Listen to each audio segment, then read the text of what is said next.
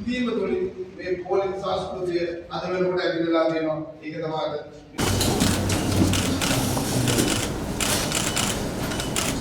තමයි ඇත්තටම සාමාන්‍යයෙන් ගල්ලපොරු පිළිබඳව 2015 පස්සේ තියෙන තත්ත්වය තමයි. ඒ කියන්නේ ටර්ම් ටෙන්ඩර් එකකින් ක්ලියර් කරනවාද ඒක මාධ්‍යසාකච්ඡාවේදී විදාය නිලධාරියා කිව්වා මේ ජනාධිපති කාර්යාලය තමයි රැස්වෙන්නේ. මේ රැස්වීමේදී සැලසුම් ප්‍රතික්ෂේප කරනවා. 25 වර්ෂයේ සැපයුම් කරමින් සිටියේ පොටෙන්ෂියල් එක සමාන.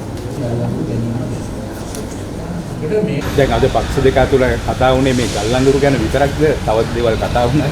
දැනට ගල්ලංගුරු මොකද හේතුව මේක ඔබත් මමත් හිතනවට වැඩිය මහ විශාල ජාතික ප්‍රශ්නයක්. පළවෙනි හමුවීමද අද උනේ? චම්පකයියි දිලිත් ජයවීරයිද නැත්නම් නෑ අද පක්ෂ දෙකක් හැටියට. නෑ පක්ෂ දෙකක් හැටියට නිල වශයෙන් අපි හම්බුනේ මේ සිද්ධිය සාකච්ඡා කරන්නට.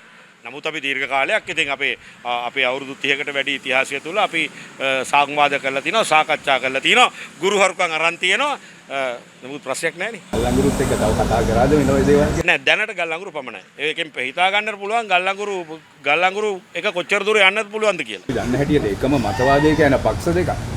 එකම මතවාදයක අපේ මතවාදයන් අතර විශාල සමානකම් තියෙනවා. ඒ සමානකම් ඔස්සේ අපි පොදු එකඟතාවයකට එන්න හැමතිස්සෙම උත්සාහ කරන පක්ෂයක්. අපි හැම පක්ෂයකටම ආරාධනා කරා.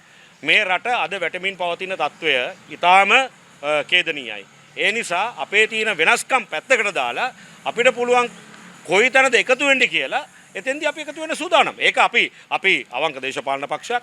අපි නිර්මල ගමනක් යන්නේ. ඉතින් අපිට අවශ්‍ය පුළුවන් හැම අවස්ථාවකදීම මේ රටේ පොදු ජනතාව හා දුප්පත් ජනතාව වෙනුවෙන් එකතු වෙනවා මිසක් අපේ මේ පුද්ගලික සීනිෂ්ඨ කරගන්න යන ගමනක් නෙමෙයි. ඒ එකතු වීමට ගල්ලංගුරුත් පොඩ්ඩක් බලපායෝ. නෑ ගල්ලංගුරු අනිවාර්යයෙන්ම බලපානවා. ගල්ලංගුරු තමයි මේ රටේ ඔය බලශක්තිය.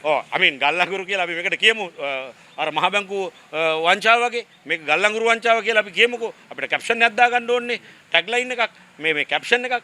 ඒ ගල්ලංගුරු වැඩේම ප්‍රමාණවත් හැම අතින්ම තහවුරු කරලා පෙන්වන්නට මේ රටේ මේ දූෂිත ආණ්ඩුව විසින් නිර්ධන පාන්තික ධනය ජනතාව පාගන්න කටයුතු කරන බවට. පොඩි කාලින දෙයක් අහන්න තියෙනවා. දැන් ඔබතුමන්ලා පහුගිය දවස්වල මාධ්‍ය හමුතියලා කිව්වා මේ ගෑස් නැහැ කියලා. දැන් ඔය නැව් වෙනවනේ ගෑස්.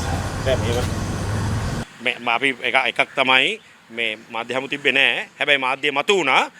ඇත්ත කතාව තමයි එතන තියෙන ප්‍රශ්නයත් මෙවැනිම ප්‍රශ්නයක් මේක වෙනම සංවාදයකට අපි යමු.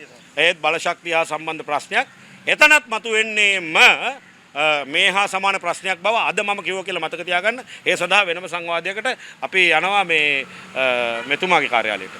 හොඳයි. ඒ කාර්යාලය. ගෑස් ප්‍රශ්නෙට එහෙ යනවා.